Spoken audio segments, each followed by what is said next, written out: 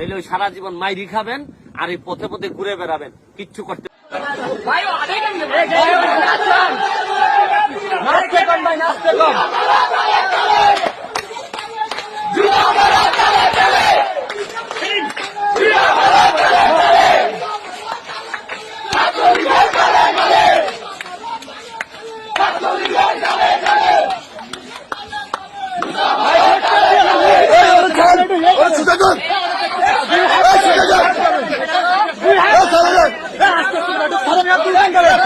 ছাত্রলীগের ভাইদের উদ্দেশ্যে একটা কথা বলতে চাই।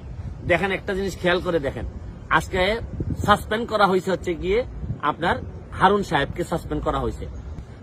আমরা কেউই জানি না তারা ভবিষ্যতে কোথায় যাবেন, কিন্তু যে ছাত্রলীগের ছেলেরা মার খাইলো তারা এই যন্ত্রণা নিয়ে বিসিএস তো দূরের কথা, এই ছেলের তো এই ছাত্রলীগের সাংগঠনিক সম্পাদক বা যারা যারা মার খাইছেন তাদের তো এখন জীবন চালানোই কঠিন হয়ে যাবে।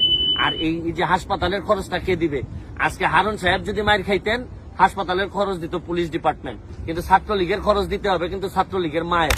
ছাত্রলীগের যে কষ্ট করে যে মা এই পর্যন্ত ঢাকা বিশ্ববিদ্যালয় পর্যন্ত আনছে তার খরচ দিতে হবে তার মায়ের। কারণ আপনারা দেখছেন তো যে ছাত্রলীগের যতই আপন আপন কথা বলেন, কিন্তু ছাত্রলীগের বেশিরভাগ মানুষ তার ব্যক্তি স্বার্থে যখন ব্যবহার করেন তখন কলিজাটা ফেটে যায়।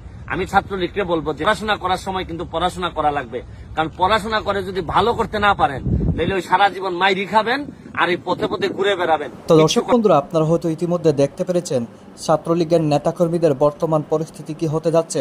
দর্শক বন্ধুরা, তবে এটা তাদের আগের যেই সকল কর্মকাণ্ডগুলো করেছিলেন সেটার এবার ফল পেতে শুরু করে দিয়েছেন। দর্শক বন্ধুরা, অন্যদিকে ব্যারিস্টার সাইদুল হক সুমন বেশ কিছু গুরুত্বপূর্ণ কথা বলেছেন ছাত্রলীগের নেতাকর্মীদেরকে নিয়ে, যেখানে ছাত্রলীগের নেতাকর্মীরা অতিরিক্ত মাত্রায় তারা বাংলাদেশের মানুষকে শাসন করেছিল, এবার শেষ পর্যন্ত তাদেরকে শাসন করতে শুরু করেছে বাংলাদেশের আপামর জনতা, বাংলাদেশের ছাত্র জনতা। তো দর্শক বন্ধুরা, আপনারা এই পুরো ভিডিও দেখে আপনাদের কাছে কেমন লেগেছে অবশ্যই কমেন্ট করে জানিয়ে দিবেন। তো দর্শক বন্ধুরা, ভালো থাকুন, সুস্থ থাকুন, আল্লাহ হাফিজ, আসসালামু আলাইকুম ওয়া রাহমাতুল্লাহি ওয়া বারাকাতুহু।